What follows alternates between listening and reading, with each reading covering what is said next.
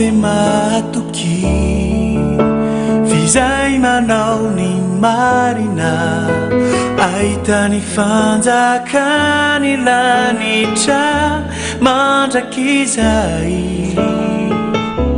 Aminy fiainana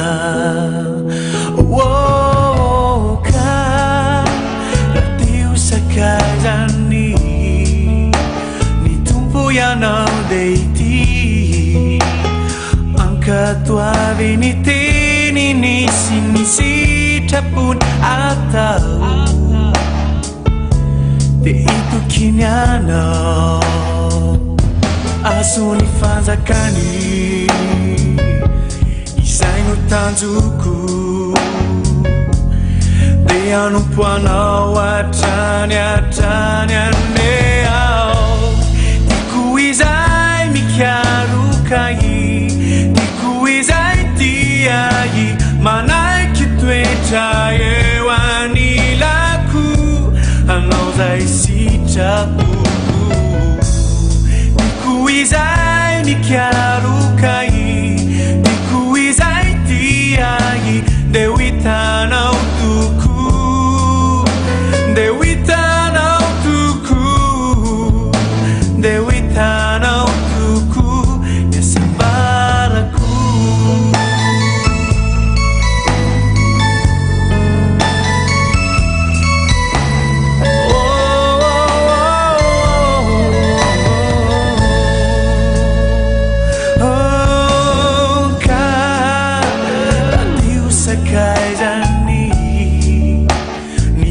Ianao deity Ankatoavy ny teniny sy ny sitrapony atao Dia hitokiny anao Haso ny fanjakany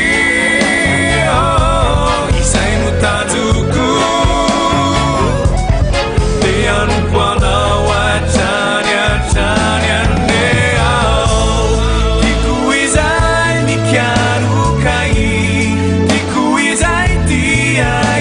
Manaiky toetra eo anilako Anao zay sitrapoko Tiako izay mikarokai Tiako izay tiai Deu hitanao toko Deu hitanao toko Deu hitanao toko Yasambarako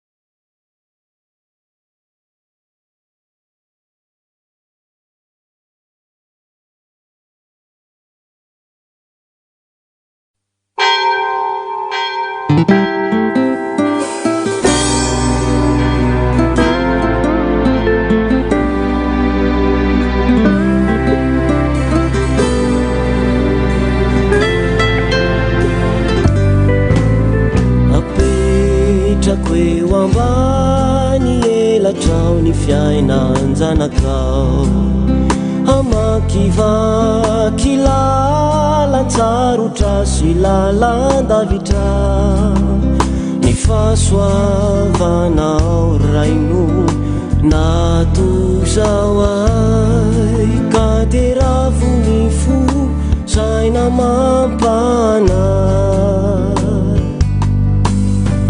ekeko zay lalana hitondranao ay raha zay no fantatrao fa masoa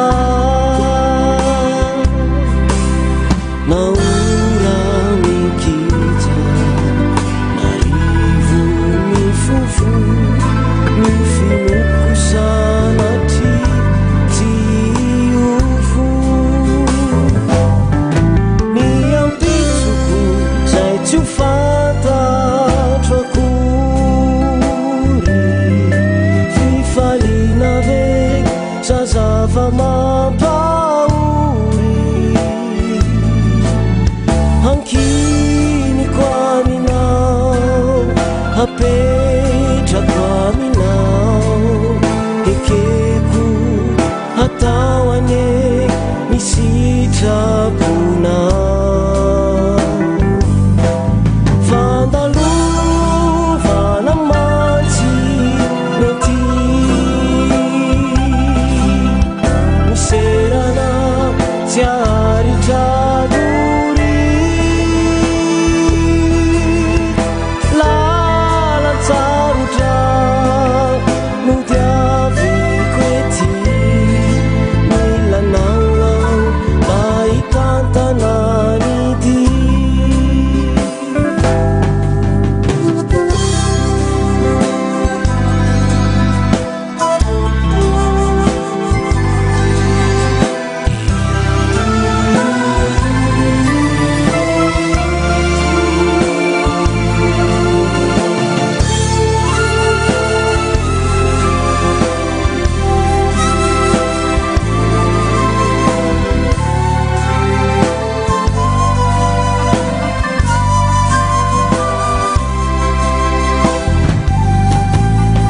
ekeko zay lalana hitondranao ay raha zay no fantatrao fa masoa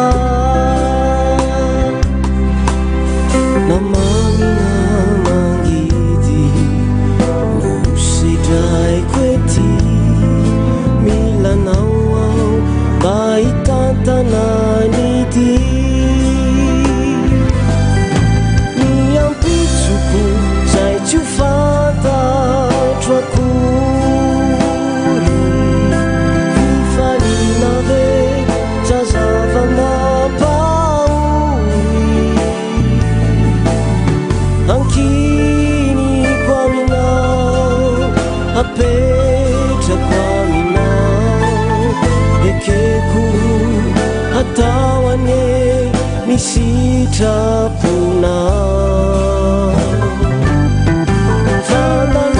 fandalovana mantsy mety miserana tsy aritradory lalan-tsarotra no diaviko ety milanao mba hitantana ny dy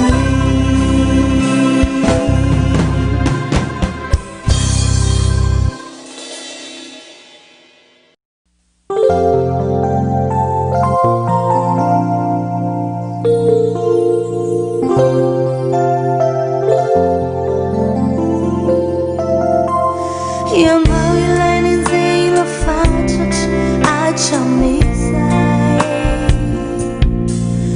nositraina nalefa natiavo nandaloady mamay toreraika ianao nadendezaka niaritra ihany niady mafy atrizay matsiaro resy indraindray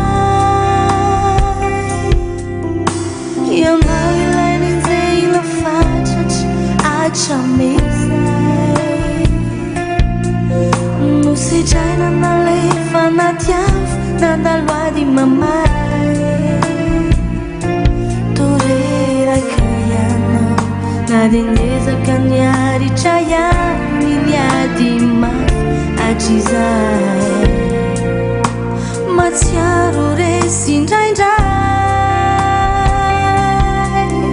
mahereza fony anao namaro azy ireo tsy tia vai anao sy ny ankohonanao ho tahin Jesosy Kristy mahereza fony anao namafy azany ady ety vai anao sy ny ankohonanao ho tahin Jesosy Kristy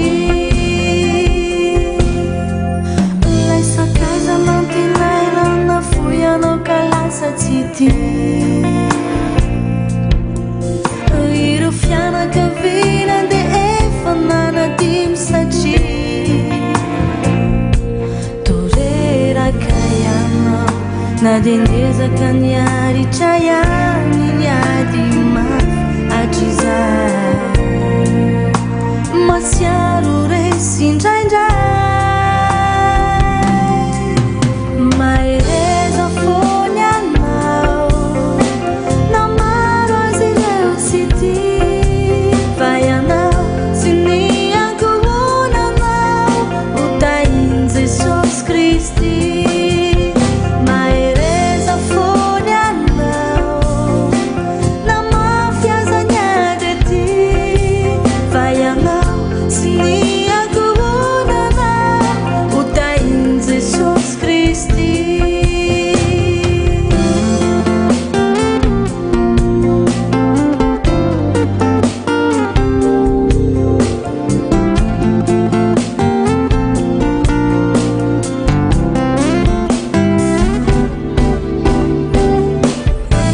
mahereza fony anao namaro azy ireo tsy tia vai anao sy ny ankohonanao ho tahin Jesosy Kristy mahereza fony anao namafy azany ady ety vai anao sy ny ankohonanao ho tahin Jesosy Kristy mahereza fony anao namaro azy ireo tsy tia vai anao sy ny ankohonanao ho tahin Jesosy Kristy mahereza fony anao namafy azany ady ety vai anao sy ny ankohonanao ho tahin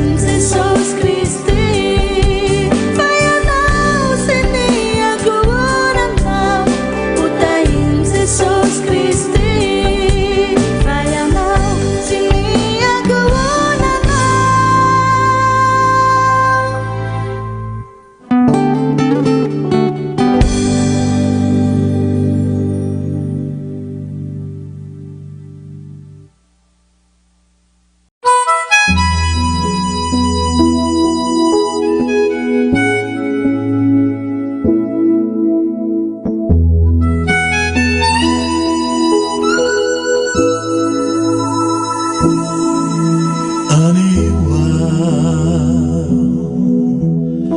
anultantinako anao ovavolomelonao ambirizay atao namny fiteny namny fitondratena raisoa Jesosy ho anao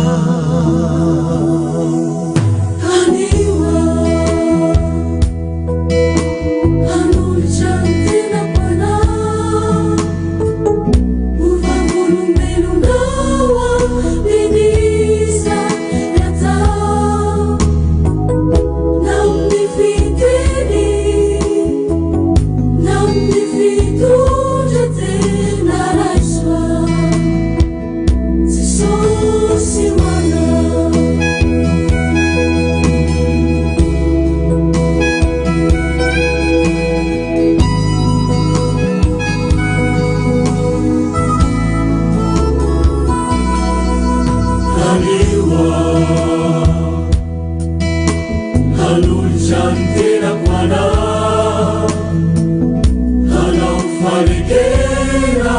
Ilifanatena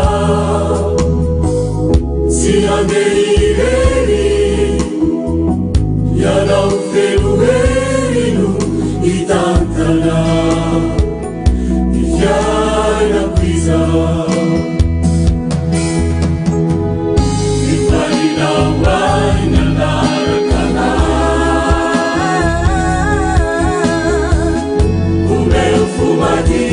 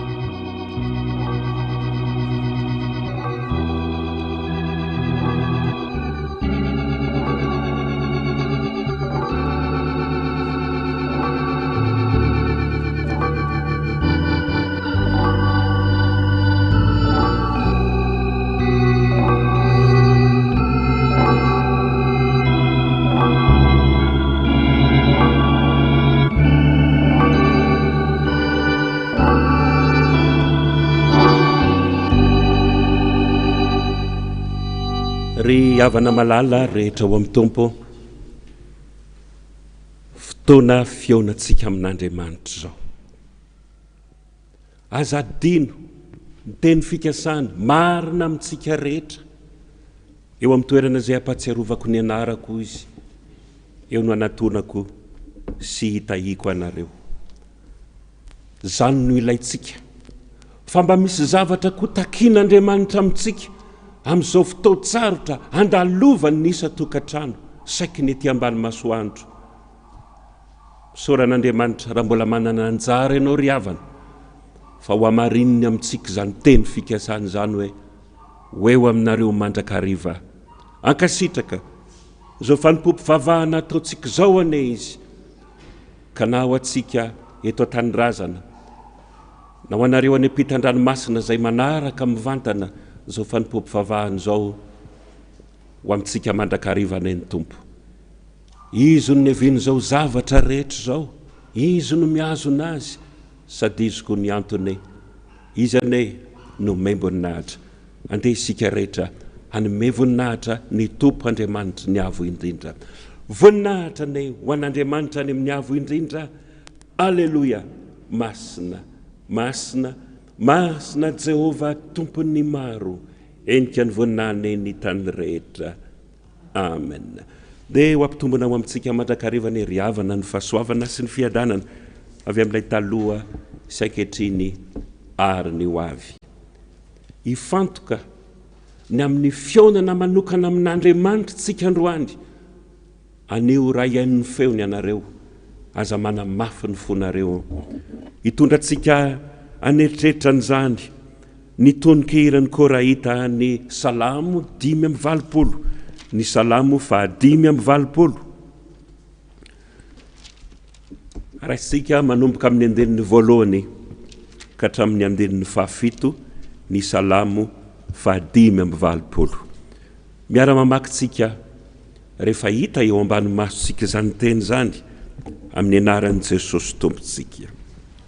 Jehovah, efa naneho fity tamin'ny taninay ianao, efa nampidinao Jakoba avy tamin'ny fahababony.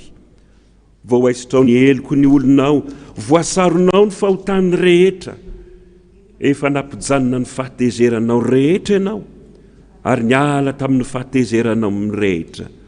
Miverena aminay ry Andriamanitra ny famonjena anay ao, ary ampitsaharo ny fahatezeranao aminay. Ho tezitra aminay mandrakizay va ianao, ampaharetinao haharitra mitaranaka faramandimby va ny fahatezeranao. Tsy ho velomay indray va izahay, mba hifalian'ny olonao aminao. Aseho anay ny famindramponao Jehovah, ka omeo anay ny famonjenao. Amen. Fangana ary mpanjaka handray ny lovanao, fangana re mba haka ny tany ho anao, avy ampifaly ny malahelo fo, dia afaony mijaly sy azo ny manjo. Ny FFPM 7:30, ny andeniny voalohany sy ny faharoa ary ny andeniny 5 ataotsika vavaka zany ionatsika amin'Andriamanitra.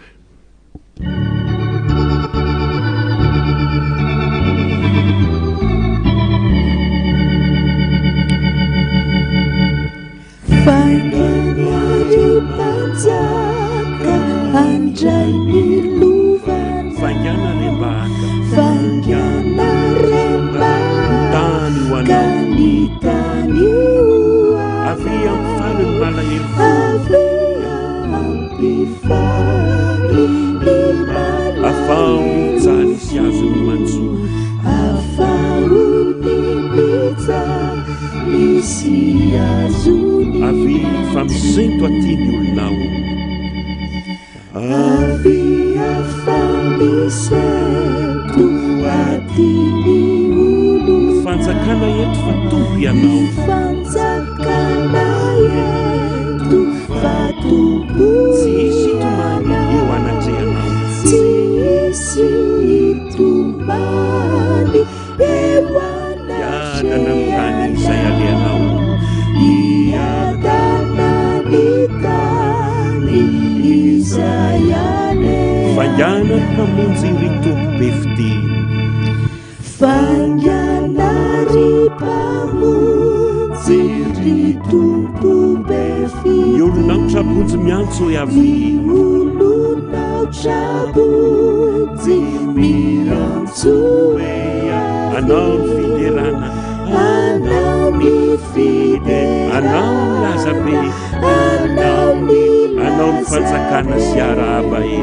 anao ny fanjakana sy arahaba e. Aondreo ny lohanao, ivavakisika hanome voninahitra, hanasina n'le tompo Andriamanitra ny avo indrindra. Jehovah Andriamanitra, Andriamanitra ny Andriamanitra rehetra, tompo ny fahefana ianao, ary tsy misy saina mahatakatra ny fahalebiazanao. Marina loatra ny vavaky Solomona fahiny, lanitra ny lanitra aza Jehovah ozy, tsy omby hitoeran'ny voninahitra ao.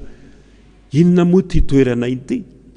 Inona moa zay toerana iarahanay vavaka ionana aminao, fa mbola tany ihany fitoeran'ny tongotrao, fa lanitra mantsy ny seza fiandriananao, ary na ny tongotrao aza tsy mentsika nanitsaka ny lohanay, fa mpanote mpaniasy olombelona ihany manoto molotra. Nefa amin'ny olona tahaka an'izany gaga zahay no hitenenanao hoe zao olona noforon'ny tanako zao hanambara fiderana.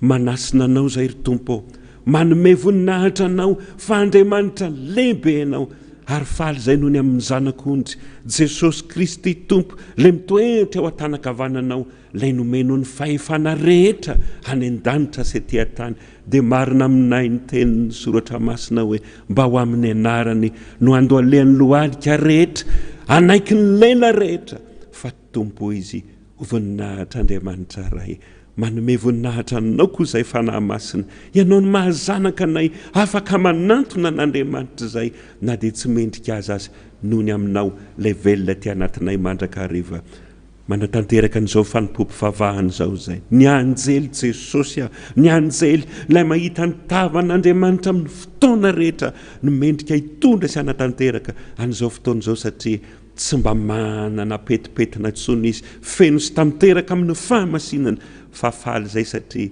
mitodika aminay ianao miondrika mijery anay ianao tahaka ny fandinindiniky ny mpiandry ny ondriny dia ny anasoanay rehetra ny dikany tompo naiza naiza toerana hanarahanay izao fanompoam-pivavahana izao manerana ny tany rehetra ny Andriamanitray azo atsoina amin'ny fotoana rehetra atsonandro dia andro atsonalina dia alina tena sakaiza tokoa ary mahita ny mahory sy mahaporitra anay amin'izao fahaterena iainany ety ambany masoandro izao ka nefa ary tompo hanantona anao izay avelao re izay mba hitondra fisaorany avelao re izay mba hanatitra fiderany hanasina anao indrindra ny fomba ny tsy mitovy any an-danitra ny tsy misy alina intsony ny anay mbola mifandimby ny masoandro sy ny aiziny ety ka nefa ary tompo raiso izany ankasitrao re vokatry ny fonay rehetra manao ny hoe masina masina masina Jehova tompony maro henika ny voninahiny ny tany rehetra amen mazoa toerana ianareo rehetra any tokantrano any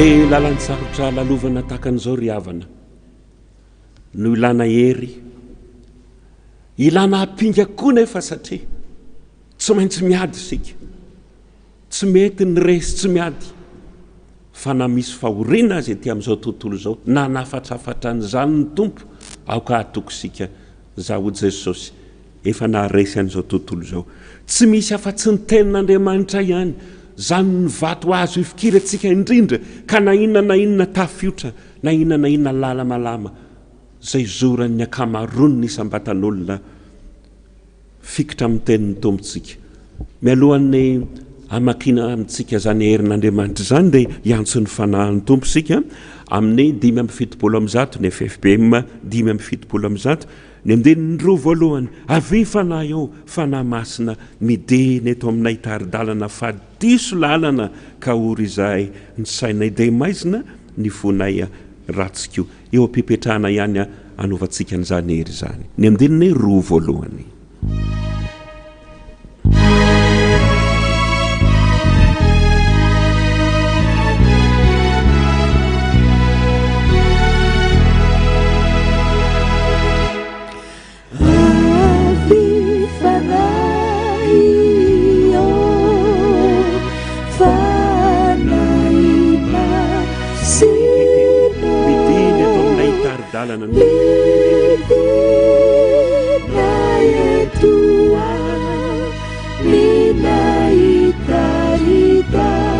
fa diso lalana ka ory izahay fa diso lalana ka ory sainay dia maizina ny fonay ratsikoa sainay dia maizina ny fonay ratsikoa. Ny boky voalohany ny Samuela voalohany ny toko 7 any amin'ny testamenta taloha ny baiboly tsotra dia ny pejy fa 256 no ahitantsika ny boky voalohany ny soratan'ny Samuela dia ny toko 7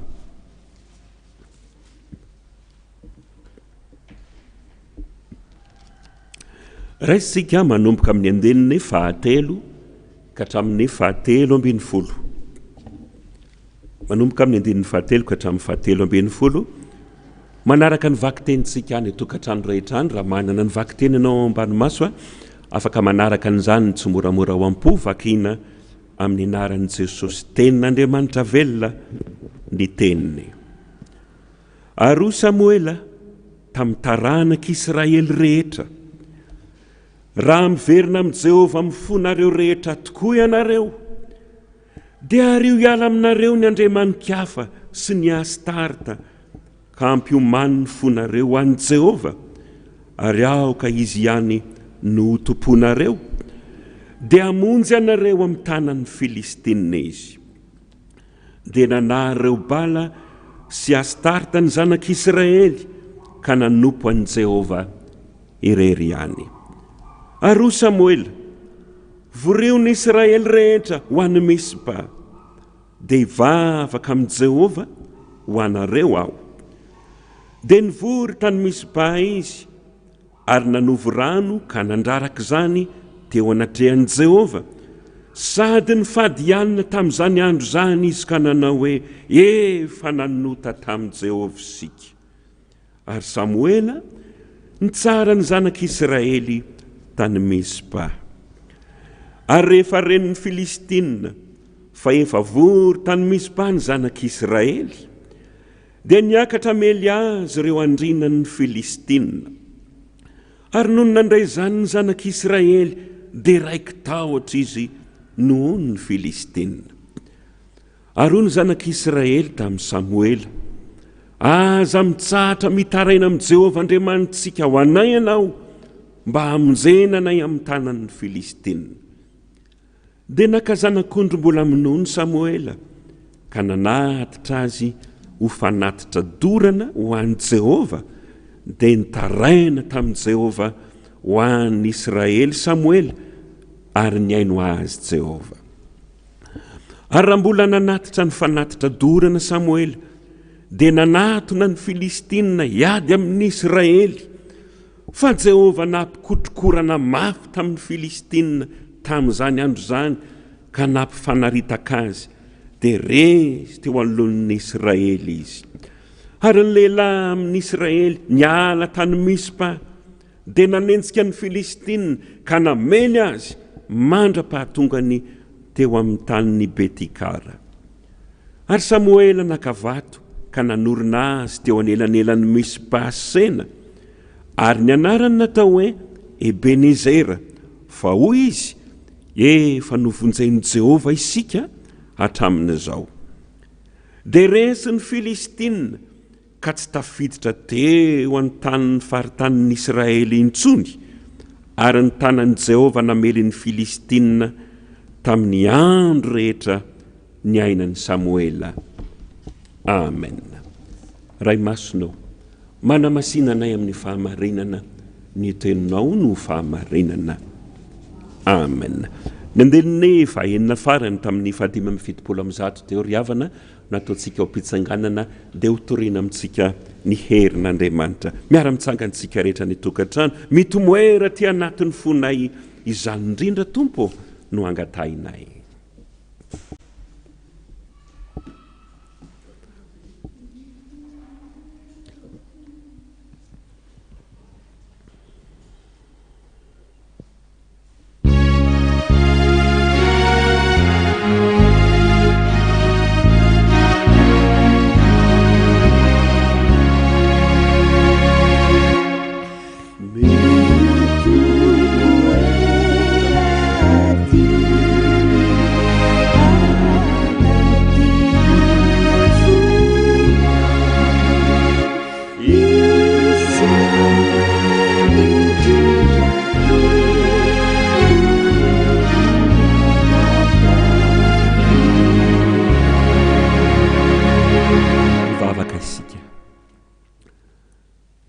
Mangataka aminao manokana Jesosy, tongava ianao eto anilan'ny mpanomponao, anao avokoa zay rehetra, any amin'ny toerana rehetra zay, andraisanay zao onjam-peo zao, apetrao ny teny Jesosy, ananatra ianao, hitaridalana ianao, ampibebaka koa ianao, zanake azo tenenina, azo atorina dia efa nitodi-damosina taminao aza ny betsaka, dia tongava ary tompo eo anilany mpanomponao tsirairay avy.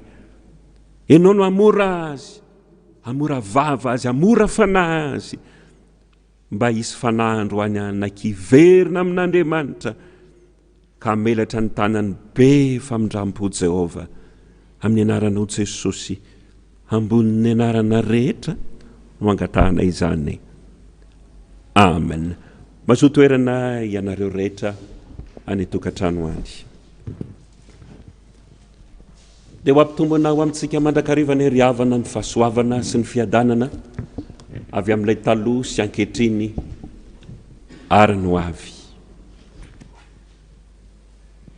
Mamperitreritra riavana na ny tenin'ny mpanao salamo aza,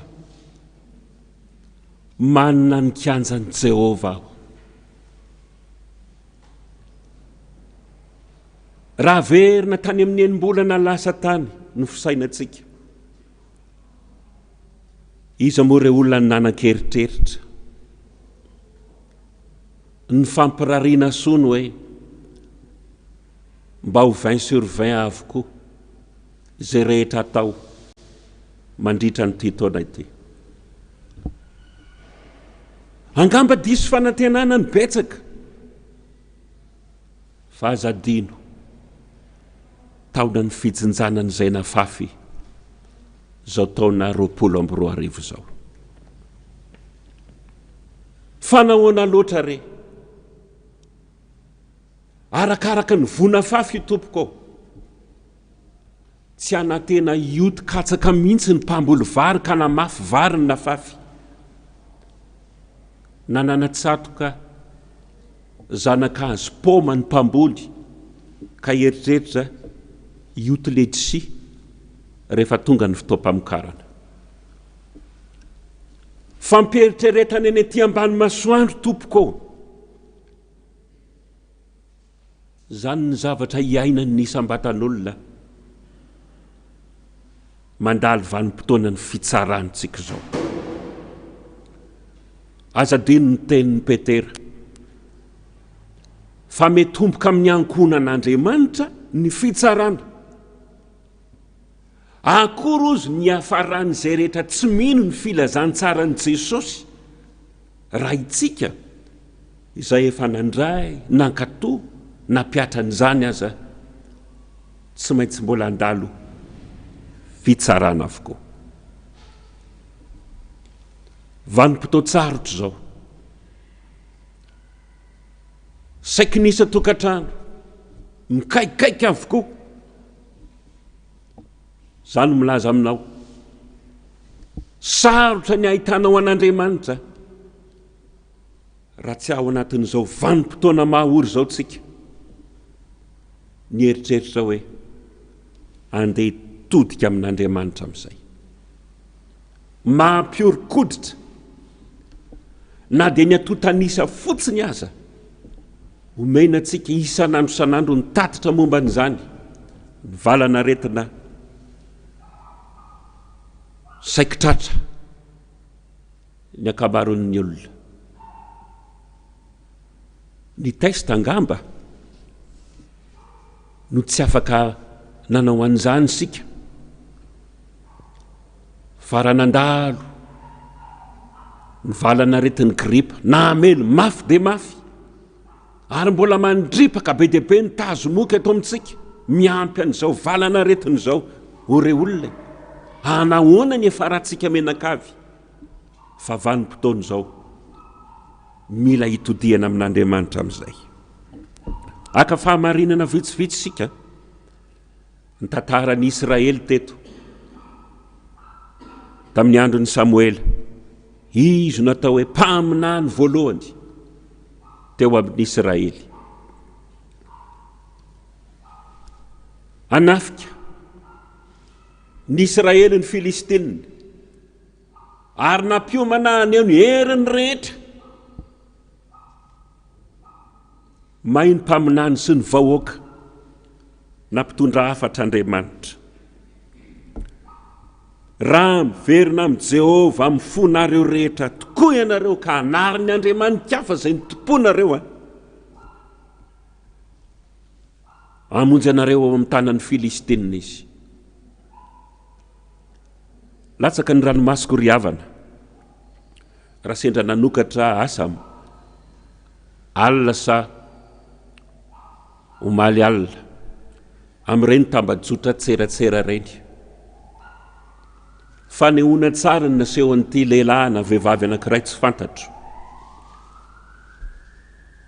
Sarina Baiboly sy izay heverina ho soratra masiny zareo musulman manaraka ny fivavahana silamo sy ny Baiboly zareo manaraka ny fivavahana judaisma na ny jiosy dia ny testamenta taloha amin'ny Baibolyntsika zany.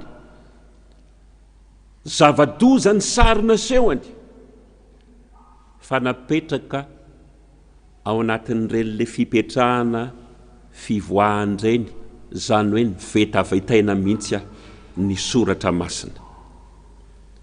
Dia zao ny fanamarihana na commentaire nataony teo ambony teo. Aiza koa izay mahavonjy an'ireo milaza zompivavaka ireo ny Andriamanitra, zao miparitaka be ny valanaretina. Tomany tao apokoa Jesosy io. Nahoana ny avelana ho tabataba ny rantsy fanahy? Raha sanatry vavaladina ny lela natory Andriamanitra. Zao ny fotoanareo olona tokony foazatsika tahaka ny Jesosy tao an-tsambokely fahiny. Sitrakao va mpampianatra ny hahafaty anay. Fa rehefa nitsangana ny tompo nandidy ny tafitra sy ny rivotra, zava-poana ny fitenitenena-poana ny ratsy fanahy mametaveta an'Andriamanitra. Fa izao misy fahamarinana zay tarihan'ny soratra masina amintsika eto, lalana ivoahantsika amin'izao loza efa miantra amin'ny firenena izao. Ndao re olona iverina amin'Andriamanitra, ndao iverina. Pastera, efa voafetra amin'ny lohalikay. Raha zay vavaka nasalatra nandritra ny fotoana ela be zay,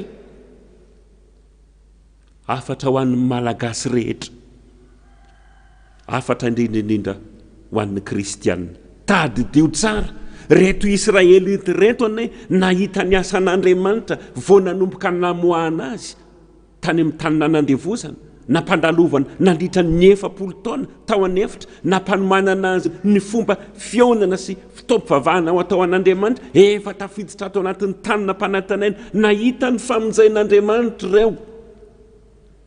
Fa izao mahagaga tsika olombelona tika, mandalo ny kanga tsara soratra, adiny daholo ny fahasoavan'Andriamanitra ny ray sy na rehetra. Nanompo ny Bala sy ny Astarta, Andriamanitra ny firenen-kafa ny Israely nijangajanga. Jerevo ny zavatra mitranga re olona ety ambany masoandro, ary raha miteny momba ny zavatra ny nofo ny soratra masina, loha alarana amin'izany ny resaka fijangajangana, na amin'ny endriny ara-nofo na amin'ny endriny ara-panahy.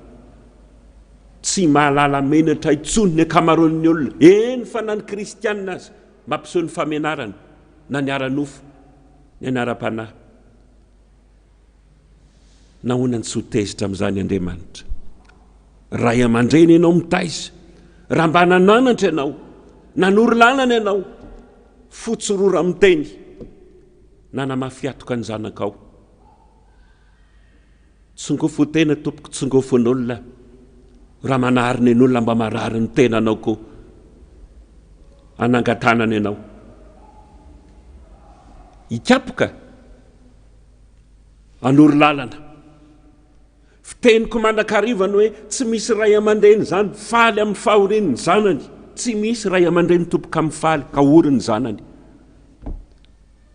Fa ndraindray lalany fahoriana entin'Andriamanitra ampitotehana ny saitsika.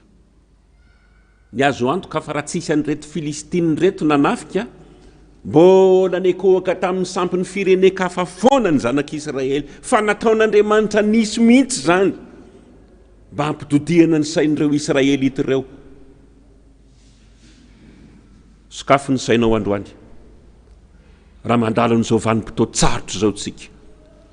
Fiteninay mandrakarivany hoe tsy fotoana ny fifanomezany tsy intsony zao, ry anona ny tompona andraikitra momban'izao, samy manondro ny tenany, samy manondro ny tenany.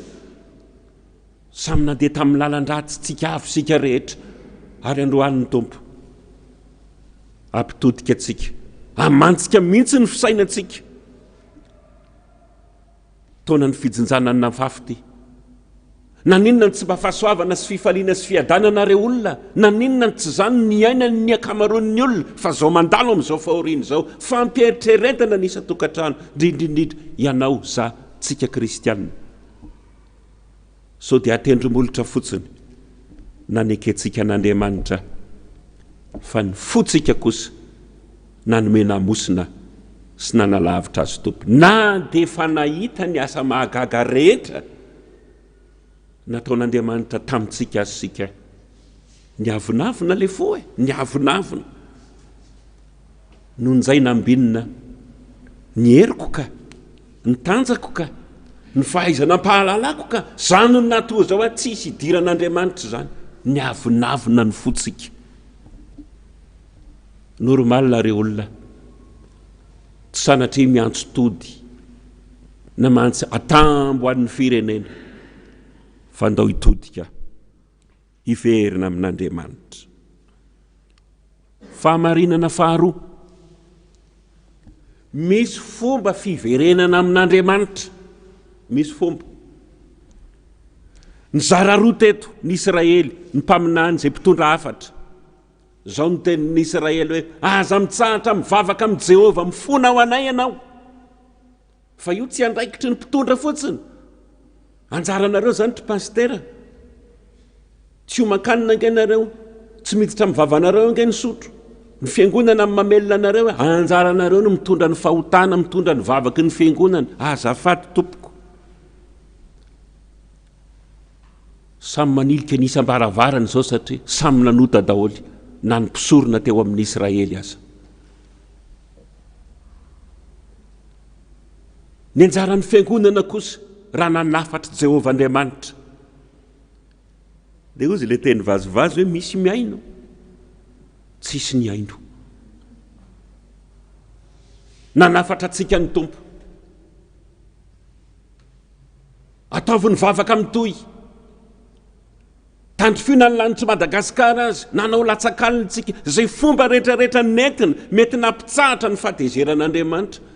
Magaga fatatsika ny zavatra misy, rehefa adinina ny tsirairay avy, raha atao hoe devoir zany, nga nisy nanao devoir 0/20 daholy, raha neritreretina hoe 20/20 fitahina ny tokony azo atsika rehetrarehetra. Ry havanao, fotoana feritreretany zao, efa makalilolilo sofina pastera, tsy manana zavatra toriana fa tsy zany fibebahany zany nareo. Maninona pastera raha mba zavatra mba mahafinaritra ny toriana? Tsy fidiny tompoko, tsy fidiny. Tianao Andriamanitra, matoa mbola miala nenina aminao, miala nenina amintsika rehetra, hanasitranana an'izao firenena izao. Raha hitanao fa maloto ve no hoaniny namanao, dia ozy ianao hoe ary toa tsy manenina izany, toatra ny voamaika ara-potrapotra izy, dia lasa koa ianao nandeha nanao ny fanaony. Indray tsara amin'izay, fotoana tokony hifaditsika ny raty zao. Ary milaza n'izany ny soratra masina any amin'ny Isaia 49 any, ny andinin'ny 9. Isaia 49 ny andinin'ny 9, amin'ny anaran'i Jesosy. Tsy zao va ny fifadiana zay ankasitrahako Jehova, dia ny amahany famatorany faharatsiana, sy amboraka ny feony zioka, sy andefa ny apahoriana no afaka, sy anapatapaka ny zioka rehetra. Zay le dingana voalohany aloha, samy mahatsiaro tena, voafatotra tiany mbola mamatotra androany atolotro an Jesosy ny fatorako ho tapahana. Olona afaka, ny olona afaka andray ny teny fikasan'Andriamanitra nafahana tany amin'ny tany nanadevozana aloha ireo olona ny Israely zay va nomena ny lalàna, nomena ny fomba fanimpom-pivavahana rehetrarehetra, karaha mbola misy mamatotra antsika, tsisy nanao ny marina na dia ny ray azy. Vanim-potoana tokony hibebahana mihitsy zao ry havana, andao hanonona ny fahotantsika. Ary ny fomba n'Andriamanitra tamin'ny fanekena taloha nge, tsisy voavelontsika na ny anankiray aza. Jerevy ny fomba nampibebahany Jona Nenivita. Ny mpanjaka mihitsy nanary ny akanjom-piandrianany, ny osin-davenina, tsy navelana nendry hanina na nisotro rano akory aza ny vahoaka rehetra tao anatin'ny fanjakany, na hatramin'ny mizaza voaminaono aza. Ore olona, raha zany moa ny didim-panjakana mivoaka, vitatsika sa tsy vitatsika? Za ianao kristianina aza, tsy nahavitan'izany. Fa mandidy an'izany kosa ny tompo androany. Samy miala amin'ny lalan-dratsy fanaony avy isika rehetra. Napetrrehetra ry havana ny zavatra nitranga rehefa tonga moa ny fotoana vita fanokana ntsika ny isan-keritaona-panokanana ny mamarana azy na ny amin'ny faritra Atsinanana any Tomasina.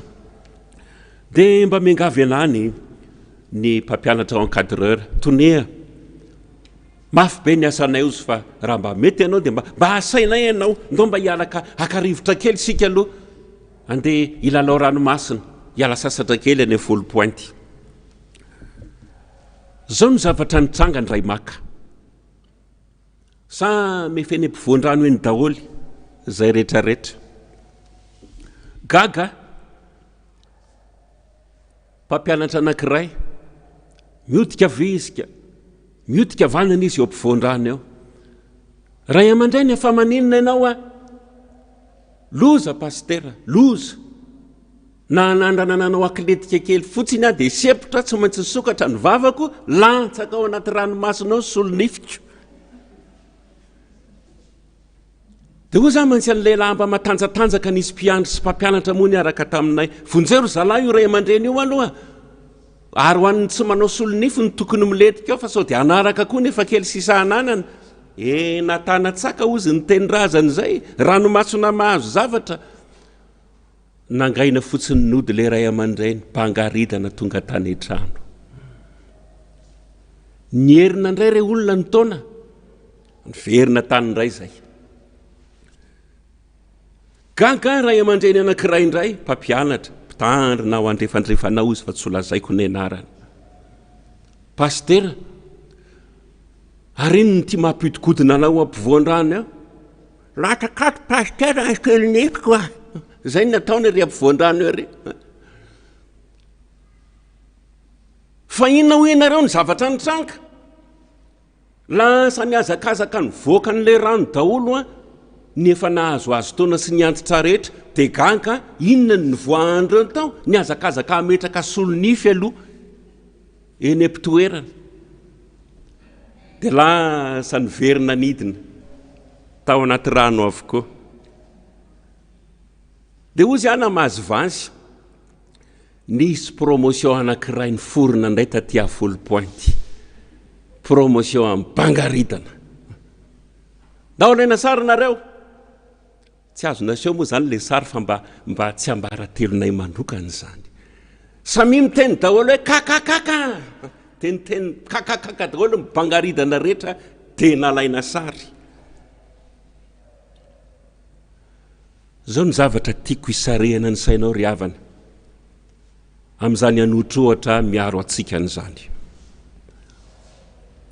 Misy fomba fiteny zay hoe tsy nampahendry ny mpisotro toka ny matony toka, fa ozy ny mpisotro hoe misotro ihany zay a, misotro miandana zay matimaty fa zay nge misotro amin'ny antoniny. Na efa fantatritsika zao aza fa fahafatesana ny vokatry ny fahotana ary be dia be ny maty fanany amin'izany a, mbola lasa miazakazaka ihany ny betsaka.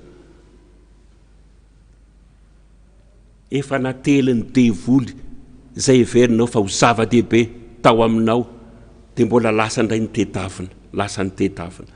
fa ataovy mahafay anao rehefa mba vony hafa latsaka tao anatin'io hady io nandeha tamin'iny lala malama iny naratra tamin'iny vokatry ny fahotana aza miverina tsony havana ny ambonge ony miverina milohany ny kisovavy efa ny sasange ony soratra masina miverina miosopotaka indray maninona ianao ny mbola mandoto tena amin'ny fomba n'izao tontolo izao normal be raha tezitra aminao Andriamanitra ary ny zava-doza dia ity zany manota ny zanako sy ny taranako no hiara-ny fahotana sy ny faharatsiana rehetra vitako vavakintsika rehefa aveo tondratsika amin'izany vavaka zany ray amandray lehibe hivavaka hifona ho an'ny firenena hifona ho an'ny malagasy rehetra na hatramin'izay rehetra efa nalehan'ny razantsika taloha aza sitrany ahy hamindra fo amintsika Andriamanitra tahaka ny tenenan'ny Israelita teto tamin'ny Samuel aza mitsahatra mivavaka ao anay ianao aza mitsahatra mihitsy ianao mivavaka ao anay mivavao anay zao ny voalazan'ny soratra masina nandritra ny andro ny ainan'ny Samuela dia nandresy foana ny Israely na inona fahavalo nandeha nanafika azy azadio le teny voalazan'ny Isaia teo tsy ny fialana amin'ny ratsy ihany ny andinin'ny fahafito ny toko fahavalo amby 50 ny Isaia teo milazany hoe motsy ny zarany mofonao aminona va sy ny ampetrany oro manjenjeny ary mba hanafinao izay hitanao fa mitanjaka ka tsy hirombelona amin'ny namanao ianao zao vanim-potoana zao ry havana ny tokony hafantarana hoe tena kristianina ianao asana teto na tamin'ny toeran-kafa no nanambarako ny hoe rehefa nivory tamin'ny toerana anankiray ony retolo reto dia ny fampanotany hoe aminao inona ny famaritana ny tena atao hoe kristianina dia nandresy lahatra ny timpanoratra anankiray ny valitenina taon'ilay anankiray hoe ny famaritana tena hitako fa atonina indrindra ny atao hoe kristianina ozy a dia mahay manome mizara fa tsy mihirombelona marina zany nanafatra n'izany ny soratra masina raha nampibebaka ny jiosy jaona mpanao batisa fahiny raha manana akanjo roa nareo maninona ianao mihirombelona amin'ny namanao be dia be nge tsy matina retina fotsiny amin'izao fotoana izao matika atsika efa rovitra sisa ny akanjony madika anoanana tedavina androany aza raha fakapitsy vao hita raha mbola mba manana ihany ianao soratra masina miteny amintsika maninona ianao no mihirombelona amin'ny namanao zany ny fifadiana tsara indrindra ankasitrahana indrindra ary rehefa nampiatra n'izany tsika tamin'ny fanimpom-pivavahana fifadikanina natao teto tamin'ny sabotsy ny tena fifadikanina sao dia mieritreritra ay manomboka tsinakanina zany amin'ny 7 ka hatramin'ny 4 ariva ka dia zao tonga dia ataoko ration double ny ariva zao dité kely fotsiny no haniko no maraina fa izao le anjara tokony hoaninao omeo an'ny hafa fa aza manao business amin'Andriamanitra fa tsy mety zany Andriamanitra ve ny fetsifetsena hoe tsy hoaniko ny etoandro aloha fa ataoko double ration ny ariva fa le anjara tokony hoanao iny mihitsy zany ny fifadikanina ankasitrahan'Andriamanitra rehefa voafaka ao voaboraka ao izay rehetra mamatotra anao raha izany ny voalazan'ny soratra masina dia hiposaka tahaka ny fahazavan'ny maraina ny fahazavanao ary tonga faingana ny fanasitranana anao ny fahamarinanao ny loha lalanao ary ny voninahitry Jehovah kosa no vody lalanao natoranao androany ry havana ny lalana aza mana mafiatoka itsony tamin'ny voalohany nambara teto hoe raha eniny feon'ny Jehovah Andriamanitra ao ianao aza mana mafy ny fonao samy manondro ny tenany samy tompona andraikitra ny tenany marina ny tenin'i Jesosy aza varina mijery sy manala ny sombikazo eny amason'ny hafa ny andry be manakona ny masontsika aza tsy hitantsika apetrao ao amin'i Jesosy ny entanao apetrao ao aminy soa ihany fa mbola miteny izy hoe zay manantona tsy mba ho laviko mihitsy fa raha miala amin'izany teny fikasana zany moa Jesosy aiza ny efa rahantsika menakavy vereto sika voa fotsiny lohalika andohalika andro manalina nefa Andriamanitra tsy eno ny fivavahantsika mampieritreritra ry havana ny voasoratra any amin'ny toko voalohany bokin'ny Isaia io na hitarain'andro manalina aza nareo Andriamanitra marikiriko any fivavahanareo fivavahana aroaroa-paratsiny ka raha ho tonga eto andinika antsika Andriamanitra tsisy fahatsarana tazana ty amintsika nga misy manao ny marina tsisy manao ny marina na ny ray azy fa soa ihany Jesosy manelanelana antsika amin'Andriamanitra. Izy ny tazan'Andriamanitra raha vatany vao mahita ny Jesosy mihitsy Andriamanitra na inona fahatezerana milefitra. Fa raha tsy Jesosy no manelanelany ao ka hitan'Andriamanitra mivantana ny momba antsika mahasiso. Nampatsiaro aho teto asanga tamin'ny fanompoam-pivavahana tamin'ny alarobia ny faminanina nampitondraina ny ray aman-dreny na ny andoha zao taona izao. Efa betsaka angeny na nibogon ary be dia be amin'izao andro ny fiboahany izao be dia be ny misara-panambadiana, be dia be ny tsy mifampiditra trano intsony, hafanenina fotsorora mihitsy ny ray aman-dreny na zay mety tokony ananatra fa mahafinaritra reo olona ny fomba fijeren'ny Jesosy fanoharana tadidinareo ny amin'ilay mpiasa-pamafalalana leo hatramin'ny mpiasa-pamafalalana reo mpiasa reo ange mikaramy ary raha tsy miasa reo tsisy zavatra vary miditra ny vavany fa ozy ny mpamafalalana hoe leo zay ka tsy hitaonany reto fako reto tsony zay poubelle be feny voankazo losy efa mivoahana biby ve tsy mahavita tsony zay dia hozy Jesosy hoe zay tsy vitanareo zany amita azy ataovy mihitsy zay anapantapazanao an' Jesosy androany hanelanelana ny fivavahanao amin'Andriamanitra fa raha vao Jesosy fotsiny manaiky mampiseho ny tanany amin'Andriamanitra hoe raha eo mamela reny elony fa tsy fatany zay ataony andresy lahatra an'Andriamanitra zany dia mba ho marina amintsika miteny hoe raha zao olona ny antsona amin'ny anarako zao ho avy anetry tena angataka hivavaka hiala amin'ny ratsy fanaony hiaino any an-danitra ho Jehovah Andriamanitra hamela ny elony aho ary hanasitrana ny taniny. Mba ho marina amintsika ne zany teny fikasan'Andriamanitra zany misy anjaran'Andriamanitra fa misy anjaranao meteza ianao andiny tena ka eritreritra ny amin'izay tokony ho anjaranao hiverenantsika amin'Andriamanitra. Mba hositranina ny aretina mahazo an'ity firenentsika ity mampalahelo angere olona mieritreritra fa 3 sa fa 4 sa fa 5 farafaratsiny amin'ny firenena mahantra sy fadiranovany ety ambonin'ny tany Madagasikara ka raha zao aretiny zao no mbola andripaka antsika rehetrarehetra fa raha hidintsika andao rery malagasy andao hiverina amin'Andriamanitra hialao ny fomba ratsinao rehetrarehetra hialao ny sampinao rehetrarehetra mba tsy hatezitra an'Andriamanitra ka andripaka ny zao vahoaka tiany Jesosy zao tiany Jesosy ianao ry malagasy tiany Jesosy ianao ry Madagasikara andao hibebaka andao hiverina anatona an'Andriamanitra ho azy ny fanjakana ho azy ny hery ho azy ny voninahitra ambony indrindra fa ny famindram-pony kosa ne mba hanonona n'izany amin'ny fivavahan'i Jesosy tompo androany ka mela ny eloko ny firenen'Andriamanitra ary hanasitrana ity tanintsika ity. Amen.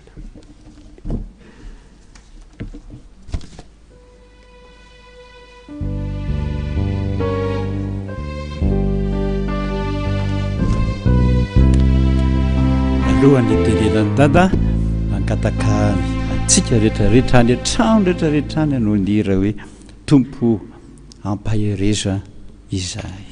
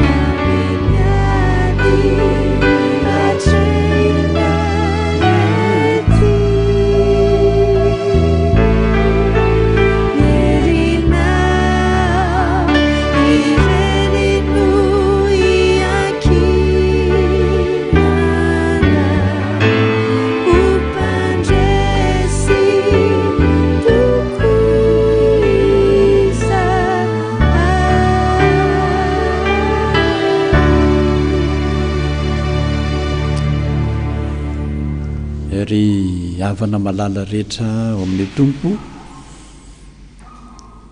tena ao anatin'ny ady mila vavaka isika menakavo zao tadidio fa tamin'ny heriny isika sy ny tapa-bolana dia nilaza tamintsika Andriamanitra fa tokony hieritreritra tsara fa izao aretina be izao na ho famaizana na ho famindram-po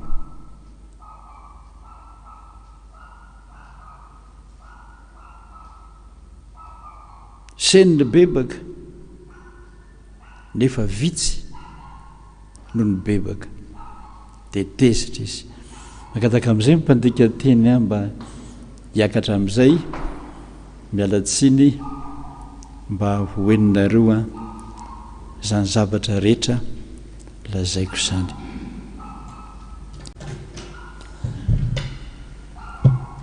Raha misy azony averina le te dia tsara.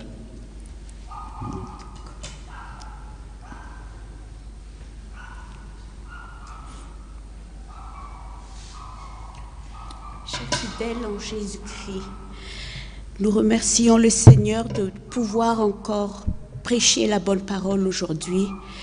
Et ce que Dad voulait dire par rapport à cette pandémie qui nous attaque, c'est parce qu'il nous demande de bien vouloir nous repentir et prier et demander pardon au Seigneur pour tout le mal que nous, Malagasy et le peuple du monde entier faisons par rapport à notre pays. Ce que Dad veut nous demander également, c'est que Dieu est fâché contre nous et nous devons soit la bénédiction nous arrive ou bien ce sera une punition divine. Il y a 2 semaines, le pasteur nous avait demandé également que nous repentons de tout notre cœur, d'abandonner les amulettes et tout ce qui nous sépare de Dieu.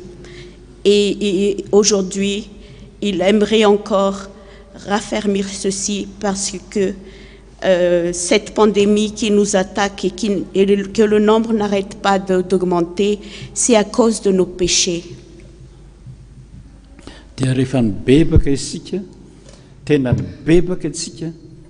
Nandoalika antsika tamin'ny alahady dia ny alarobe fotsiny dia nisy 574 indray sitrana. Saotra ny tompo te ka ho an'ny tomposika ny tokantrano any. Et lorsque nous nous sommes repentis et que nous avons beaucoup prié, nous nous sommes agenouillés pour demander pardon au Seigneur la semaine dernière. Juste le mercredi d'après, il y avait 574 personnes qui étaient guéries de cette maladie et nous devons glorifier le Seigneur pour cela. Applaudissons. Merci. De efatrandro fotsiny ny sesisesy zay dia efa nihoatra ny arivo zany hoe ny isan'ny sitrany zao be lavitra noho ny marary araka ny voalaza ao amin'ny télévision. Saotra ny tomposika voninahitra ho azy amin'izany. Et gloire au Seigneur, ces 4 derniers jours, excepté hier, le nombre de guéris était supérieur au nombre de gens malades. Et ceci, c'est gloire à nos prières et remercions le Seigneur. Zoary dia nanafatrafatra mihitsy ny tompo amintsika ankehitriny araka ny voalaza ny mpitarika teo izay saorana an'Andriamanitra fa mitondra antsika androany dia anao fifadikanina sy fibebahana isika. Et nous remercions vivement Pasteur Alain qui avait commencé le culte d'aujourd'hui, de nous avoir conseillé de bien vouloir observer un jeûne et de demander toujours pardon pour nos péchés et prier sans arrêt. Jereo tsara ao amin'ny bokin'ny Samuela toko fahafito zay vakiny ny mpitory-teny teo. Revenons à la lecture sainte qu'on vient de lire dans 1 Samuel, chapitre 7, Andeniny fahatelo. verset 3. Makitsika amin'ny anaran'i Jesosy. Aroy Samuela tamin'ny taranak'Israely rehetra.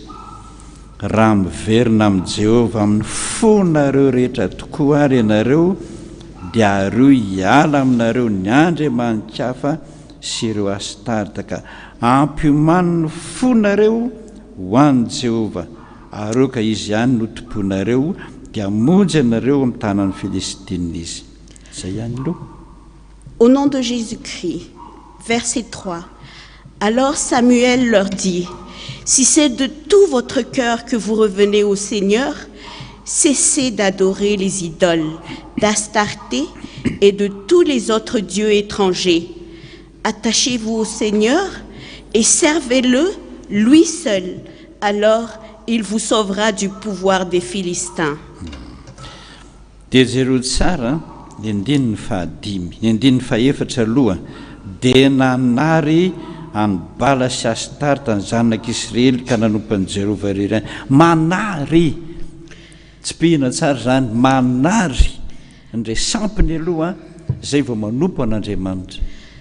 Continuons la lecture au verset 4 qui se lit comme suit.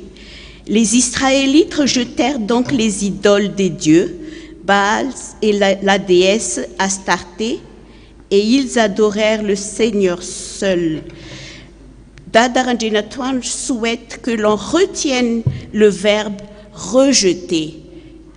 Ça, il faut souligner pour que nous ayons ça dans notre cœur et que nous faisons ça dans notre vie entière. Zay arina misy geste zany, arina ianao mihitsy manao zany geste zany. Androany aho dia ariko ty fahotako ty na inona fahotanao. Dans le verbe rejeter, il y a une action qui doit suivre. Rejeter, c'est jeter derrière nous tous nos péchés, tout le mal que nous faisons tous les jours. Ça, c'est très important. Ndiny fahadimy, aroy Samuel, vorio ny Israely rehetra ho Mispa dia hivavaka ho an'i Jehova ho anareo aho. Verset 5. Samuel ordonna ensuite que tout le peuple se ressemble à Mispa, et là, je prierai le Seigneur en votre faveur. Tsy hoe I Samuel irery no mivavaka, zany ny dikan'io, Samuel irery no mivavaka, fa tsy zay ihany, fa manana anjara be dehibe ny olona, inona na izy hoe dia nivory tany Mispa izy ary nanovo rano ka nandraraka izany teo anatrehany Jehova. Lisons bien le verset 5, que c'est tout le peuple qui se ressemble à Mispa. C'est pas Samuel uniquement, c'est tout le peuple. Et c'est ça, après le verset 6, les Israélites se rassemblèrent à Mispa, ils puisèrent de l'eau, la répandirent sur le sol devant le Seigneur et jeûnèrent ce jour-là. Sady nifady zao zany ary jereo tsara zao afatry ny tompo zao tsara ary zao ny androany lahady, latsinainy, talata, larobia, lakamisy, zoma dia samy mieritreritra daholo amin'ny fahotany tsirairay avy dia maka rano tahaka an'ilay natao tio dia Isaia miteny mihitsy hoe enatren'Andriamanitra anariko ny fahazaran-dratsiko rehetra manomboka androany ny ray amindreny latsinainy talata alarobia hatramin'ny zoma. À partir d'aujourd'hui, dimanche, lundi, mardi, mercredi, jeudi, nous allons refaire la même chose comme ce qui est fait dans la Bible, selon Samuel. Nous allons prendre de l'eau et nous allons verser ça par terre et nous allons jeter en même temps nos péchés et tout le mal dont nous avons l'habitude de faire tous les jours. Zay azadino mihitsy ny tenin'ny tompo tamin'izany volana janoary teo hoe hijinja zay nataony ny rehetra. N'oubliez pas la parole de Dieu en janvier dernier qu'il va tuer, que chacun va payer pour ce qu'il a fait. Zay azadino zay rehefa tsy say ianao zany mandraraka ny fahazaran-dratsinao sy ny fahotanao rehetra hoe ny afoky tanteraka ireo fa tsy hanao zany intsony atompo dia ho avy. Si vous, du fond de votre cœur, si vous décidez à jeter tous vos péchés, de laisser tout ça derrière, faites attention. Ceci est une promesse envers Dieu. Tsirairay avy miomana amin'izay na androany na rapitso na afakapitso. Tous les jours, aujourd'hui, demain et dans les jours qui suivent, dia manana an'izay fotoana izay mieritsereta amin'ny andro atoandro na amin'ny andro alina rehefa tena say ianao fa andraraka amin'ny fahotanao fa tsy verina amin'izany intsony, zay no mibebaka izay. Réfléchissez et pensez à ce que vous allez faire si vous osez vraiment jeter et oublier tous vos péchés. Zay vao tonga ny famonjen'Andriamanitra. Et c'est là seulement que Dieu arrivera pour nous sauver. Jereo ny Osea toko fahaefatra page 834. Regardons maintenant dans le livre d'Osée, chapitre 4. 834, deux pages. Page 244 dans la Bible en version malagasy. Et si nous avons le même Bible, c'est dans la page 1158, si vous avez la Bible en français. Osea toko fahaefatra ny andininy fahaefatra amby folo vakitsika aloha. Osée chapitre 4 verset 14 que nous allons lire ensemble. Tsy hamaly ny zanaka vavonareo raha mijejojejo izy, na ny vinato vavonareo raha mijangajanga izy, fa ny tenanareo azy miavaka akamin'ny fijangajangana. Verset 14 au nom de Jésus-Christ. Mais je ne punirai pas vos filles de s'être prostituées, ni vos belles filles de vivre dans l'adultère. C'est vous que je punirai d'emmener des filles à l'écart et de partager les repas sacrés avec les prostituées de vos temples. Le fiteny hoe miavaka mihitsiny ao anatin'ny saintsika hoe jeren'Andriamanitra ny ataontsika tsirairay avy. Ce que pasteur voudrait souligner, c'est que Dieu regarde tout ce que nous faisons, chacun de nous fait. Fantany ny fahotantsika tsirairay avy. Il connaît nos faiblesses et nos péchés. Fantany zany fahadalantsika miny manao ny asany ny ara-nofo zany. Il connaît les bêtises que nous faisons et que nous faisons plus pour notre chair. Io no mampalahelo azy. Et c'est ce qui attriste le Io no Seigneur. mampatezitra azy. C'est ce qui rend le Ary io Seigneur ny fâché. amelezany antsika amin'izao valana retiny zao. Et c'est pour cela qu'il nous donne cette maladie, cette pandémie. Ary tsy maintsy ho tonga amintsika mihitsiny io araka n'le ohatra nataon'ny mpitoroteny teo. Et ceci nous arrivera, ceci nous touchera selon le prêcheur tout à l'heure. Fa narina ny baiboly aizany Andriamanitra reo tsy mahavonjy anareo ny Andriamanitra reo rehefa tsy mahafoy ny fahotantsika tsy mahavonjy atsika ary tsy manaiky hamonjy atsika ny andriamanitsika. Comme ce que vient de dire Pasteur Alain tout à l'heure, ils ont jeté la Bible. C'était une provocation. Et ce que Dieu veut, c'est que nous répondons de cet acte-là. Zay aza dinonareo mihitsiny zay fa rehefa tsy satsika hoa mandraraka manary ny fahotantsika anatrehan'Andriamanitra tsirairay avy dia tsy maintsy tonga amintsika ny kapok'Andriamanitra. Voilà. Si nous n'osons pas, si nous ne faisons pas un pas pour oublier, pour jeter et pour nous détacher de nos péchés, il faut faire ça pour que Dieu nous pardonne et nous délivre de ce mal. Indiny fahavitambin'ny folo tafaraikitra amin'ny sampany Efraima aoka izy eo. Le verset 17, les gens d'Éphraïm se sont compromis avec les idoles. Laissez-les finir leurs orgies, se vautrer dans la prostitution. Aoka izy eo, izy eo. Ialan'Andriamanitra mihitsy zany tsika rehefa tsy mahafoy fahotantsika. Zay ny marina. La vérité, c'est que Dieu nous abandonnera si nous n'osons pas refuser et jeter, lutter contre nos péchés.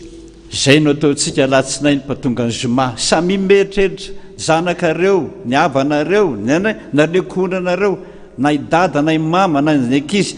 Lazaina daholo any an-trano, anjaranao samy mibebaka ankizy, samy mibebaka any tokantrano, any ampandriana tsirairay avy any. Mantramin'ny zoma manana an'izay fotoan'izay daholo ny tsirairay avy. À partir de demain, lundi, tous les jours, vous les parents, vous pourrez dire à vos enfants, à papa, à maman ou à grand-père ou à tous les membres de la famille de nous repentir. C'est le plus important dans notre vie et c'est ça que le pasteur Tad nous demande aujourd'hui. Zay le rano araraka, sahy mandraraka mihitsy anatrehan'i Jéhovah hoe zay ny fahotako Jéhovah dia mamaly antsika izy, mamindra fo amintsika izy. L'acte que nous demande Tad Ranjinatwanj est donc de verser l'eau qui représentera tous nos péchés, tous les mal, nos faiblesses. Nous allons avoir le courage de faire ça, jeter l'eau et oublier nos péchés. Et samedi prochain, dia mangataka antsika rehetrarehetra Andriamanitra mba hisy fifadikanina mihitsiny. Samedi prochain donc, Dieu nous demande d'observer un jeûne. Manomboka amin'ny 7 maraina ka hatramin'ny 4 hariva. À partir de 9h jusqu'à 16h. Zay io nataony Samuel io. Mety ho fifadikanina ozy ozy. Miantso an'izany tsika. Pardon. C'est ce que Samuel nous demande, d'observer un jeûne. Tsika rehetrarehetra zany manomboka amin'ny 7 sabotsy pahatonga ny amin'ny 9 mivavaka mifona ho an'ny firenena. Samedi prochain donc, à partir de 9h du matin, nous allons nous agenouiller, prier et observer un jeûne pour que Dieu nous pardonne. Azadino zay, azadino mihitsy nivavaka ataontsika latsinainka hatramin'ny zoma fifonana ho an'ny tenatsika. À partir la prière que nous allons faire de lundi à vendredi, ce sera demander pardon au Seigneur pour nos péchés, à nous. Fa nivavaka ataontsika sabotsy kosa hivavaka ho an'ny firenena satria manota loatra ny vahoaka ao anatin'ny firenentsika. Mais pour samedi, nous élèverons nos prières pour notre pays, parce que notre pays est vraiment dans le péché. Manomboka amin'ny filoham-pirenena ny midina zany ka hatrany amin'ny filohan'ny fokotany. À partir du président de la République jusqu'au président du village du Fuktan. Zay mahafaly aho ny mandrea izao fijoroana vavolombelona alefanareo maro be a tonga hatraty amin'ny fitazatoy zao. Pasteur Dad est vraiment ravi qu'il y ait des témoignages qui viennent d'un peu partout et qui arrivent jusqu'à notre radio, station de radio. Vitsivitsy ihany a no lazaiko aminareo androany. Aujourd'hui, il va citer quelques-uns parmi ces témoignages. Tamin'ny herinandro iny dia efa nilaza tao amin'ny radiotsika fa fifadikanana sy fiderana no atao. La semaine dernière, il a déjà été publié dans notre radio qu'il y aura des louanges et un jeûne. Dia jereo ania ny valombavaka ataon'Andriamanitra amin'reto olona ireto. Et voici ce que ça a entraîné pour quelques-uns de nos fidèles. Misaotra an' Jesosy azy io fa tao anatin'ny fifadikanana sy ny fiderana dia nisinta tanteraka ny gripoko sy ny aretiko. Misaotra Jesosy. Tegitsika. Une personne avait témoigné que quand elle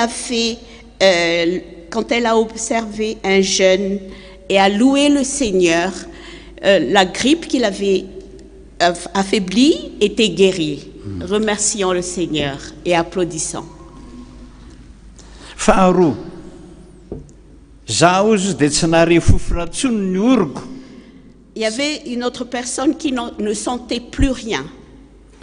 Dia tao anatin'ny fiderana sy ny fifadikanana tonga dia sitrana tanteraka nahare fofona ny oroko. Teka ho antompontsika. Une autre personne qui témoignait que quand il y avait donc la louange et le jeûne, il ne pouvait plus sentir quoi que ce soit. Et quand il avait loué le Seigneur, il glorifiait le Seigneur hier, il était guéri et pouvait sentir quelque chose. Ny fahatelo, nandamaka izay telo mianaka ozy tao anatin'ny 3 andro. Fa rehefa nanao fifadikanana izahay, nanao fiderana, sitrana avokoa izahay telo mianaka. Il y avait également une famille de 3 personnes qui étaient vraiment malades et pendant 3 jours. Et lorsqu'ils ont jeûné et lorsqu'ils ont loué le Seigneur, ils étaient tous guéris. Et ceci, gloire à Dieu. Saotra ny tompontsika amin'izany. Fa 5, niverin-dalana ho izy ny anankiray. Fa androany dia misaotra an' Jesosy fa natsiaro ny fikasihan'ny fanahy masina ka dia tafaverina tamin'ny fitiavana voalohany ary tena babon'i Jesosy tanteraka izay menakavy fankatỳ. Une autre personne témoigne qu'il avait déjà été un peu déçu et il ne suivait plus le Seigneur. Mais après, quand il s'est repenti, quand il avait loué le Seigneur, il est revenu vers lui et maintenant ils sont heureux dans la famille. Ao ny anankiray reraka be, tena reraka be, izay manko isan'ny tena zava-dehibe amin'izao corona zao. Reraka be aho fa rehefa nanao fifadikanana sy fiderana aho dia tafatsangana azy io sady matanjaka be a teka ho an'ny tompontsika ny tokantrano. Une autre personne qui était terriblement fatiguée, et ceci représente le symptôme de cette pandémie, Covid-19, il avait observé également un jeûne, il avait loué le Seigneur et grâce à Dieu, il peut se lever et glorifier le Seigneur. Tia mba tiako zaraina aminareo etra. Misaotra an' Jesosy aho izy fa tafatsangana androany fa ankomana nandritra ny 14 jours teny amin'ny hôpitaly dia nasaina nody fotsiny fa rehefa natsiary tena aho a totam-pandriana dia nideran'Andriamanitra no fifadikanana tafatsangana zao a sitrana zao a ary matsiary tena zao. Et le plus merveilleux parmi les témoignages, c'est une personne qui était dans le coma pendant 14 jours. Dans le coma, c'est ne rien entendre. Une sorte de mort artificielle. Mais quand sur son lit, il avait commencé à louer le Seigneur, il est guéri aujourd'hui. Applaudissons et louons le Seigneur. ny anankiray narary maso nandritra ny 20 taona ozy izy a.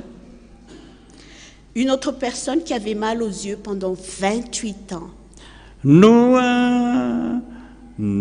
tao anatin'ny fiderana sy ny fifadikanina izay natao omaly 11 juillet ozy izy a, dia tao anaty vavaka tao dia indro fa nahitana zava aho a, ary zao a mahita tsara ny masoko a, izay tsy nahita narary maso nandritra ny 20 taona sitrana masina tamin'ny 11 jolay mandro zany. Teka ho any tompontsika. Notre Dieu est vraiment merveilleux. Il y a une personne également qui avait mal aux yeux pendant 28 ans. Il ne pouvait pas voir correctement. Et hier, quand il avait loué le Seigneur et fait le jeûne, pratiqué le jeûne, il avait vu une lumière. Et à partir de cet instant, il peut regarder, il peut voir maintenant. C'est grâce à Dieu et applaudissons pour cela. Dia ity indray rehefa miboka tahaka izao moko tsika dia tsy afaka miasa, tsy afaka mitady vola. Dia inona no nataon'ity olona ity? Tsy nanam-bolo zay izy na dia hividianana sakafo tsony aza.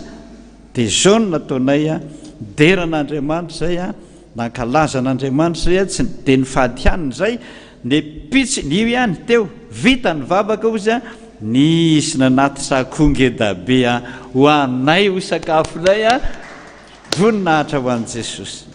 Notre Dieu est vraiment bon. Durant ce confinement, vous savez, il y a des gens qui ne gagnent rien.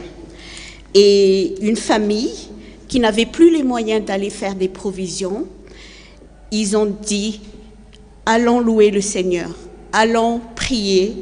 Et dès que la louange était terminée, quelqu'un était venu leur apporter un gros poulet pour qu'ils puissent manger. Gloire à Dieu. Ny anankiray tiako mahavarina, tsy maintsy mandoa fatrano zay mianakavo izy, fa tsy manam-bola antoavana ntsony dia hoe roahana tsy ho amin'ny oatrantsony. Fa lazaiko anareo izy fa ny latsaka zao dia zao no vola tao anaty telefona rehefa nanao fifadikanina sy fiderana zay dia raina ny tompo amin'izany a, sosa tompo. Encore autre chose pour la gloire de Dieu et qui est vraiment étonnant. Il y avait une famille qui ne pouvait plus payer leur loyer à cause du confinement toujours, à cause de cette maladie. Mais quand ils ont observé le jeûne et qu'ils se sont mis à prier, à louer le Seigneur, quelqu'un, un inconnu, leur a envoyé de l'argent et via leur téléphone bien sûr, et ils ont pu régler ceci. C'est toujours gloire à Dieu. Applaudissons. N'arrêtons pas de louer le Seigneur et de le remercier pour tous ses bienfaits. Et ceci est également pour nous prouver que si nous ouvrons nos cœurs à Dieu, il est toujours là à nous soutenir. Sasany aza dia trosa ray manontolo ny olona anankiray ity a, nisy nandefa vola ao anatin'ny telefona, voninahitra Andriamanitra fa voavony zahay. Toujours gloire à Dieu. Une autre personne qui avait énormément de crédit, qui ne pouvait plus s'en sortir, mais le miracle se produit tout le temps. On lui a envoyé via son téléphone également de l'argent et il n'a plus de soucis actuellement. Ity nanana trosa be dehibe tsy maintsy ho alohany tamin'ny latsinainy teo, fa rehefa nanoka teny zay ny fahadianana sy ny vavaka dia voaloha zao dia zao, nisy olona koa zany nanatitra vola zao dia zao a, trosa zany a. Zay fa dia ao ny anarany moa hoe zany Rakotonirina zany no anarany ao anatin'le fijoroana vavolombelona. Toujours parmi les témoignages, une personne qui se nomme Rakotonirina, qui avait énormément de crédit et il n'avait plus aucun moyen de s'en libérer, mais quelqu'un lui a aidé et c'est toujours après qu'ils aient observer un jeûne et prier et louer le Seigneur. Zany rehetrarehetra zany tompoko a tsy hoe teniteny foana ataon'Andriamanitra amintsika ny mififadikanina sy fiderana fa misy vokany lehibe a eo amin'ny finoana eo amin'ny famonjena ny tenantsika na dia ara-batana azy. Quand Dieu nous demande d'observer un jeûne, de prier, de louer, de le louer, de le glorifier, c'est pas pour rien. Croyez-moi. C'est parce que Dieu nous écoute et nous pardonne et nous donne ce que nous voulons ici par rapport à notre chair. Zay vokatra zany rehetrarehetra zany a zao tsika rehetrarehetra zao a hatrany ampitan-dranomasina hatrany atokantrano tsirairay avy manerana ny nosy mbola narovan'Andriamanitra soamatsara amin'ny coronavirus misaotra tompo tehaka ho any tompo mafy be tsika le tokantrano any. Et puisque nous avons tous observé les lois de Dieu, ce qu'il nous a recommandé, que ce soit à Madagascar ou à l'étranger, Dieu nous a protégés de cette pandémie. C'est pour cela que nous sommes vivants aujourd'hui et que nous pouvons louer le Seigneur ensemble. Gloire à Dieu, applaudissons. Merci.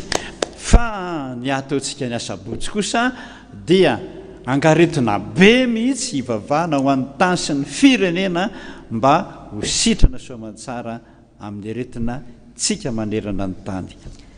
Et samedi prochain, Dada Rendrina Toandro nous demande que l'on fasse de nouveau ce jeûne et louer le Seigneur, faire des louanges, ne pas s'arrêter dans la prière pour que Dieu nous pardonne et délivre notre pays, délivre tout le monde de cette maladie. Saotra to zao ary anao ny hira amin'izay tsika fa 5:12 amin'ny boky kira arena sy fananako. Ianao Jesosy ny manasitrana adikanao rehefa avy eo ianao Jesosy ny manasitrana tsy hanafenako ny aretiko.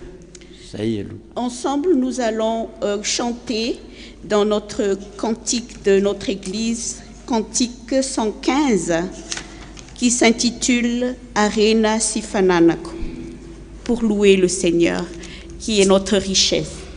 I Jesosy ny manasitrana. C'est Dieu qui guérit. Ny indrafonao io no manamaivana ny ziogako. Ta bénédiction, c'est ça qui me soulage de mon joug. Tsy averako anao Jesosy raha tsy mandray ny tanako. Jésus, je ne te laisserai pas tant que tu ne me prends pas la main. Guide-moi. Zay ataontsika zany hira zany ny andininy voalohany eo mpitsanganana ny sy ny andininy faharoa ity Jesosy raha toka sitrakao miaraka amin'ny fahotako manolo tena ho diovinao mandritra ny herinandro ity fa ny andininy fahatelotsika zay vao mandoalika daoly sady mamarana ny fotoana tsangantsika rehetra any atokantrano any.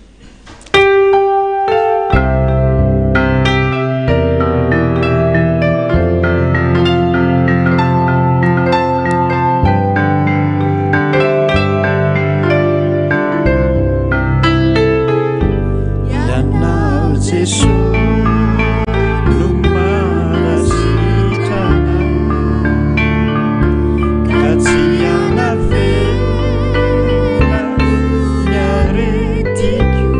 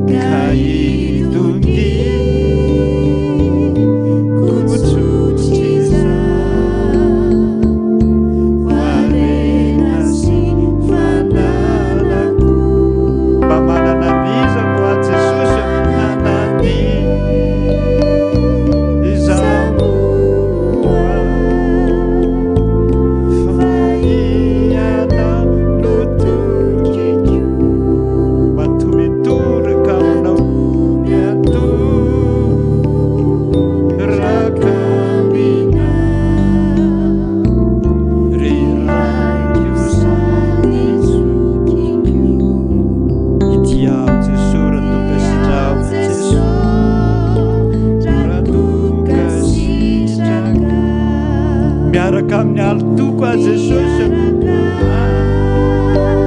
minya lotoa manolo tena odiovinao lotena odiovina manorina aminao filokorina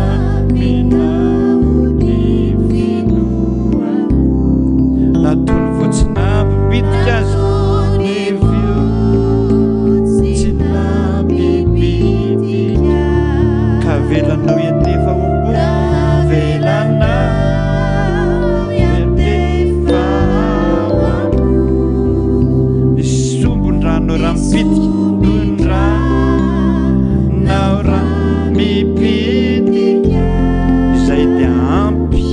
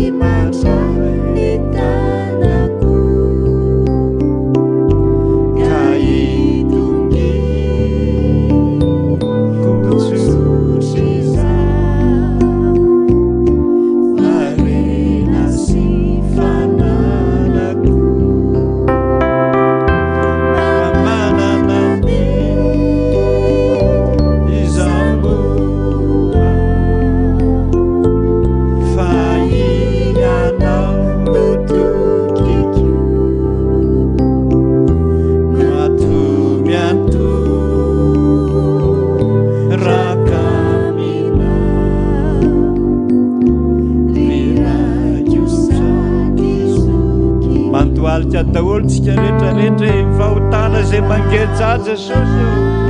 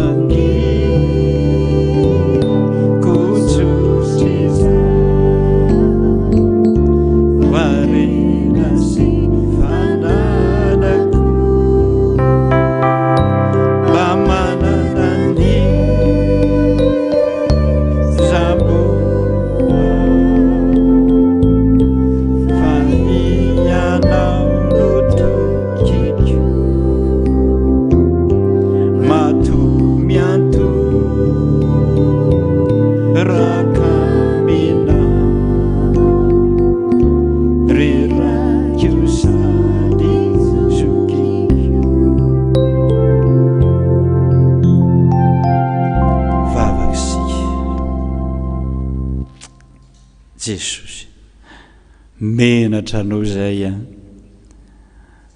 amin'ny ratsy rehetrarehetrarehetra vitanay teo anatrehanao taminao dia taminao tokoa nanontany sahanay nanontany teo anatrehanao ary ny ratsy rehetra efa vitanay avoko mba ho marina anao raha miteny marina anao raha mitsara ho marina anao raha mikapoka marina anao raha mamono satria maditra zahay Jesosy. Jesosy, tsarovy zao teniko zao Jesosy, fa olombelona ne nitiavinao e, fa tsy anjely, efa fantatra hatramin'ny ela ny fahadalanay sy ny ditranay, nefa mbola zany nahatongavanao tetỳ an-tany. Mba tsarovy zany Jesosy, tsarovy ny teninao, fantatro fa maditra ianareo. Oza biby, oza bia koa raza, ny tendanareo, ny lohanareo, kanefa ny teninao Jehovah nanao hoe ho amin'izany olona miovaova sy maditra zany foana no nahiratany masonao Andriamanitra. Isak'izay miratra ny masonao dia ratsy foana no hitanao. Androany zay Jesosy dia mba ndraraka rano isa-tokantrano, na dia goty ray motsara ny mba vitanay Jesosy, na dia fahotana ray motsara mba afakay Jesosy, foinay dia efa nanotraka rano zahay, na dia tsy ny ray zingarany tapitra, fa tsy vitanay tsorona aminao Jesosy, fa tsy vitanay ny miala amin'ny fahotanay rehetrarehetra, satria maditra zahay, ratsy zahay. Ianao mihitsy nilaza hoe tsisy masina ianareo na dia ray azy. Ianao mihitsy nilaza hoe tsisy marina ianareo na dia ray azy. Ka inona moa ny lananay Jesosy? Raha mba goty ray monja, raha mba sahanay nariana amin'izao herinandro zao dia mba raiso zany, mba ho isan'ny fahamarinanay. Raiso isan'ny fahamarinanay, mampitony ny fahatezerinao aminay Jesosy. Fona aminao zay. Matoa zay rehetrarehetra mbola salama tahaka izao dia satria mbola nanaiky namindra fo taminay ianao. Misaotra Jesosy, misaotra. Toy izy zany, indra fo sisany eny angatanay, indra fo, makataka n'indra fonao zay, araka ny tenao avery fandahatra, fandahatra aminao tokoa zay, satria malemy, tsy afaka ny fahotanay. Fantaterao ny tenao fa na dia mena tahaka ny jaka aza ny fahotanareo dia ho fitsiko zany. Manomboka androany Jesosy, ianao ny mba hanana didy ho fitsinao zany Jesosy. Isairananao ho fitsinao zany Jesosy. Ary noho ny amin'ny rano teo ambony hazo fijaliana ho famelan-keloka, dia mba hamela ny fahalemenay rehetrarehetra ianao Jesosy. Mangataka tahaka mpangataka rehetra zay hoe Jesosy io, ieno ny vavakay rehetra, dia naranao ny angatanay zany. Amen. Tsangantsika rehetrarehetra.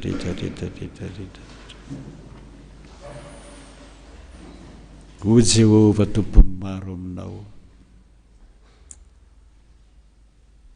zanako ianao, fantatro fa maditra, kanefa hanasitrana anao ihany aho.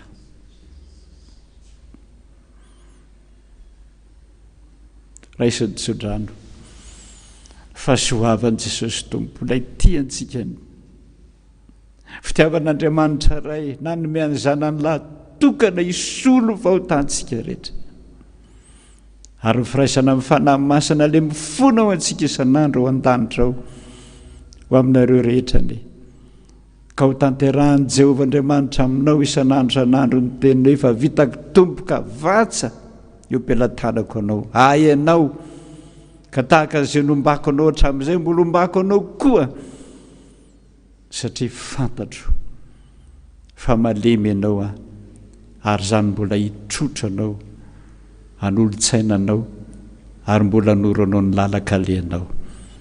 Misaotra Andriamanitra, misaotra Ray, misaotra Jesosy, misaotra fanahy masina. Anao ny dera, anao ny atsa, anao ny voninahitra mandrakizay. Amen.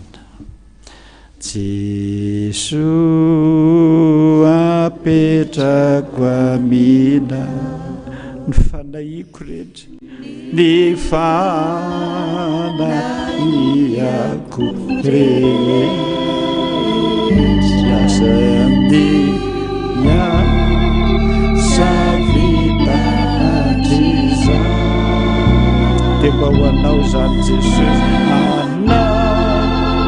toko tsy misy fetra, Jesu apetraka amina. Diny faharoa, Jesu apetraka aminao, Jesu apetraka amina. Miasa fikelezanay,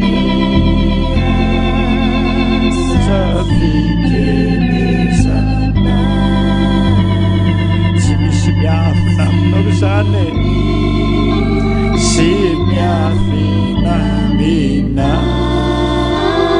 netaeta tsy elazany taeta tsy aelazana Jesu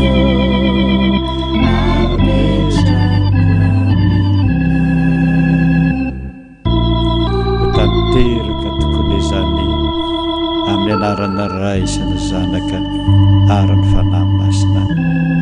Voninahitra ny ho an'Andriamanitra rery ihany. Halleluia. Masina, masina, masina Jehovah tompony maro endrika voninahitany rehetra. Samy mahereza tompoko ireo voady sy ny tao-tranony dada dia hoeninareo any amin'ny radio daholo, saotra tsika rehetrarehetra tompoko mahereza tompoko.